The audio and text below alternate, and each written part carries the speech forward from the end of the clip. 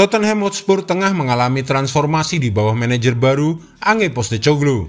Ini jika hasil pekan pertama Liga Premier 2023-2024 menjadi acuan kita. Musim lalu Spurs bermain dengan baik, tetapi lambat dalam cara mereka menyerang. Namun kini mereka terlihat menyerang dengan cara yang lebih dinamis dan menarik, seperti yang mereka tunjukkan dalam hasil imbang 2-2 dengan Brentford. Di sisi lain, Manchester United kesulitan membongkar pertahanan Wolves yang terorganisir dengan baik dan efektif saat mereka meraih kemenangan tipis 1-0. Namun para penggemar United mungkin agak ragu dengan peluang tim mereka musim ini setelah melihat lini tengah mereka hampir menghilang dalam sebagian besar pertandingan saat melawan Wolves. Dan kini di pekan kedua, Manchester United akan pergi ke London untuk menghadapi Spurs. Kita akan melihat analisa taktik kedua tim jelang pertemuan antara Tottenham Hotspur versus Manchester United sebagai berikut. Inverted fullback Tottenham Hotspur.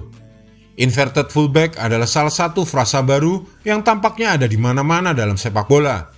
Pemain dengan tugas inverted fullback adalah bek sayap yang tidak pasif menunggu lawan melakukan serangan. Karena pelatih ingin pemain sayap cepat dan berbakat mereka mendapatkan bola di area lebar di mana mereka dapat menyerang pemain belakang lawan. Kita telah melihat pergeseran dari pemain sayap yang bermain semakin ke dalam.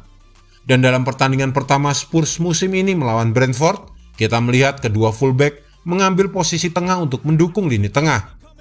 Emerson dan Udogie masuk ke dalam untuk mendukung lini tengah dan menciptakan kelebihan jumlah pemain bagi Tottenham. Ini bukanlah hal yang asing dalam taktik Postecoglou. Di Celtic, Postecoglou menempatkan fullback yang bertindak sebagai pemain kreatif di area tengah di sekitar area penalti lawan. Namun menarik melihat dua fullback Spurs yaitu Emerson Royal dan Destiny Udogie yang beradaptasi dengan baik untuk peran ini. Tidak ada dari mereka yang dianggap sebagai fullback yang berbasis penguasaan bola sebelum kedatangan Postecoglou. Keduanya lebih suka bermain sebagai wingback menyerang.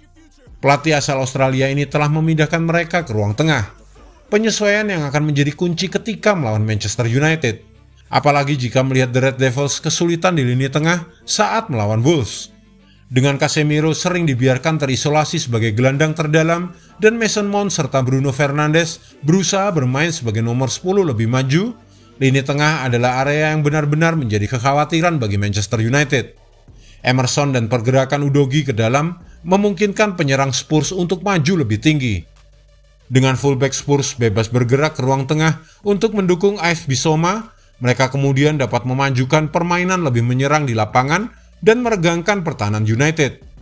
Dan trio lini tengah Tottenham akan sulit diatasi oleh United jika mereka tetap mempertahankan bentuk lini tengah yang sama seperti yang kita lihat saat mereka melawan Wolves. Cara bermain Tottenham Hotspur tanpa Harry Kane. Kepergian striker Harry Kane yang pindah ke Bayern Munchen menciptakan kekosongan taktis yang besar bagi Tottenham Hotspur. Tidak hanya kehilangan kapten dan ikon mereka, tetapi juga pencetak gol terbanyak dan pemain dengan ancaman menyerang yang paling konsisten. Ketika mereka menghadapi Manchester United, jendela transfer masih akan terbuka dan beberapa penggemar Spurs mungkin masih berharap bahwa Daniel Levy akan mengeluarkan uang untuk mendapatkan striker berkualitas tinggi. Tetapi untuk saat ini, Postecoglou harus berbuat sebaik mungkin dengan apa yang dimilikinya. Ini berarti kemungkinan kita akan melihat Spurs akan terus menggunakan Richarlison sebagai penyerang tunggal. Richarlison lebih dari mampu bermain sebagai striker, tetapi profilnya sangat berbeda dari Harry Kane. Pemain Brasil berusia 26 tahun ini mungkin lebih cepat dan agresif, tetapi pergerakannya dan timingnya kurang berkembang daripada sang kapten timnas Inggris. Melawan Brentford yang bertahan dengan efektif dalam bentuk pertahanan yang dalam dan kompak, kita melihat Richarlison turun mendalam atau bergerak ke sayap untuk mendapatkan bola. Dan meskipun dia bisa efektif dalam posisi ini membuat Spurs tanpa titik fokus dalam serangan. Dalam sistem baru ini, pemain sayap diharapkan tetap berada di posisi tinggi dan melebar untuk memanjangkan lapangan dan membuka ruang di tengah bagi pemain yang bergerak maju.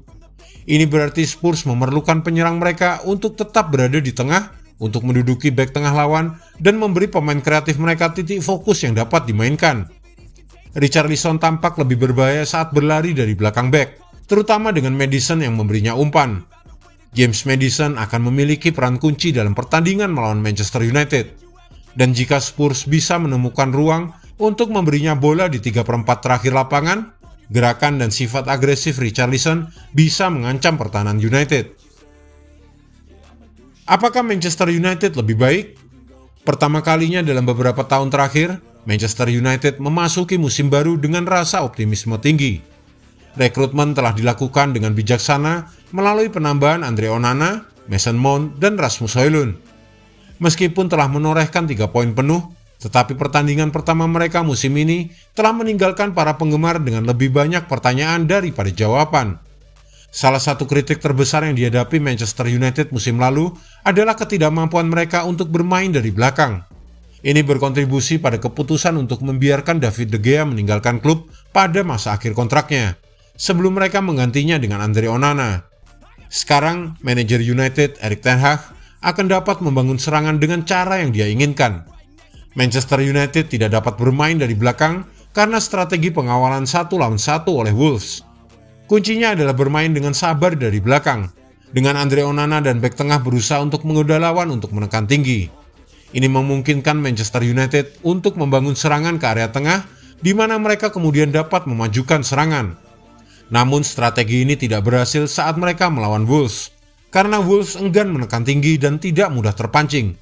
Sebaliknya, Wolves bertahan di tengah lapangan dan menolak ruang yang diberikan oleh United untuk menyerang. Namun di pertandingan nanti, Tottenham Hotspur mungkin akan lebih terbuka dan bersedia maju untuk menekan. Melawan Wolves, United terpaksa bermain dengan gaya lebih langsung dengan umpan yang diberikan dengan cepat kepada Anthony dan Alejandro Garnacho di area lebar. Masalahnya adalah para pemain Wolves sudah siap untuk ini. Setiap kali salah satu pemain sayap menerima bola, Wolves dengan cepat menutupi segala ruang. Wolves memberikan ruang yang sangat sedikit kepada penyerang Manchester United ketika pemain sayap mereka mendapatkan bola. Dan jika Spurs mengirimkan fullback mereka ke tengah lapangan ketika mereka menyerang, kemungkinan akan ada ruang bagi pemain sayap United jika mereka bisa bermain cepat dalam serangan balik. Kesimpulan prediksi pertandingan. Musim ini kita akan melihat kubu Spurs yang sangat berbeda, dan bukan hanya karena mereka tidak lagi dipimpin oleh Harry Kane. Mereka akan lebih berbasis penguasaan bola dalam serangan mereka dan berusaha mendominasi lawan dengan garis pertahanan yang lebih tinggi. Laga antara Tottenham melawan Manchester United ini akan menjadi tes untuk melihat tim mana yang mampu menerapkan gaya mereka untuk mempengaruhi tim lawan. Jika fullback Spurs bermain lebih tradisional untuk mengatasi ancaman United di area lebar, maka Scott Erik ten Hag akan memiliki keuntungan. Namun jika Spurs dapat tetap tenang, United akan kesulitan memberikan aliran bola kepada para penyerang mereka. Jika Anda menyukai video ini, jangan lupa klik like, share, subscribe, dan tendang loncengnya agar tak ketinggalan update terbaru dari kami.